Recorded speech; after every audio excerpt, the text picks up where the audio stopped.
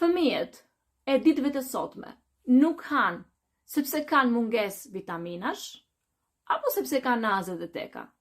Shumë nëna më kanë shkruar për këtë temë dhe kur i kam shkruar mbrapsht për të thënë, shiko se mund të ketë një nevojë për një analizë gjaku, mesazhi që kam marrë ka qenë, ti s'e në rregull nga trut, hajde të shpojmë dhe kalamajt e vegjël për këto gjëra.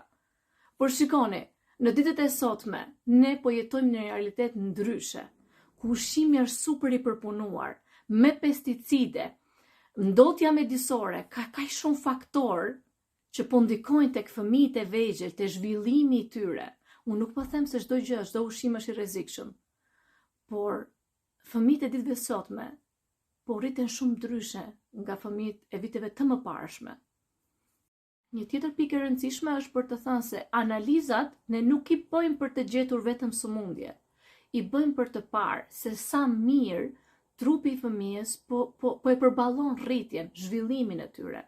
Dhe një tjetër pikë për të përmendur është se oreksi nuk vjen nga stomaku, por vjen nga truri, në momentin se hormonet tona, energjia e trupit, nuk funksionojnë siç duhet, nuk i çojnë mesazh trurit për uri.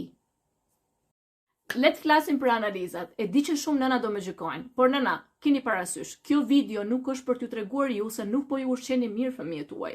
Në xhepin ku punoj, kam patur raste të shikoj fëmijë që ushqehen mjaft mirë dhe prap kanë mungesa të këtyre minerale, vitaminave, për arsye dhe faktorë të ndryshëm. Le ta filloj me hekurin, sepse atje kam parë se shumë fëmijë është më e shpesht mungesa e hekurit. Hekuri është ai që çon oksigjenin në trup. Në momentin se mungon kjo gjë, fëmijët ndjen shumë të lodhur, nervozizëm, nuk kanë oreks ushqimi, është njësoj si ajo makina pa karburant. Motori është aty, po pa karburant makina nuk ecën, nuk lëviz. Kështu është dhe mungesa e hekurit tek fëmijët. Zinku është shumë i nevojshëm për shijen e ushqimit. Zinku është si ai televizori pa sinjal. Mund ta kesh ushqimin aty përpara, por nuk të tërheq, sepse nuk e ke të zhvilluar, për shkak të mungesës së zinkut, shija nuk është, e refuzojnë ushqimin fëmijët. Analiza të tjera që duhen bërë është vitamina D, e cila mund të jetë përgjegjëse për imunitetin e dobët, përdhimin e kockave, oreksin. Vitamina B12, e cila jep nervozizëm, mungesë të përqendrimit të fëmija, plus dhe mungesën e oreksit. Pa magnez, trupi jonë është si gjithmonë në një stres të vazhdueshëm, në një alarm të vazhdueshëm. Nuk flejmë gjumë mirë. Nëse nuk flejmë gjumë mirë, sigurisht dhe oreksi ndikon për të mos pasur një oreks të mirë. Një tjetër temë për të përmendur është zorra dhe intoleranca nga ushqimi.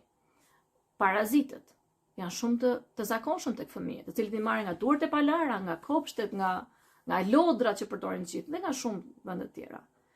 Ato japin fryrje, dhimbje barku dhe sigurisht nëse nuk e kanë mirë barkun, nuk i vjen për të ngrënë ushqim. Prandaj rekomandohet bërja e feçeve atë analizave dhe për të parë dhe analiza për intolerancë, nëse kanë një intolerancë nga ndonjë ushqim ose nga një produkt. Oreksi nuk është një çështje dëshire, por është një funksion biologjik. Prandaj dhe bërja e analizave nuk është faj ose gjykim, por bëhet thjesht për të parë se sa mirë po zhvillohet ky fëmijë, ai ka të gjitha elementet e nevojshme për të rritur siç duhet. Nëse është mirë, shumë mirë, nëse jo, pse mos ta kapim që në fillim, pa ndodhur një problem më i madh. Për shpjegime shumë të thjeshta të analizave të shëndetit, ju lutem më ndiqni që të sjellim video akoma shumë më të bukura. Uroj të jeni mirë.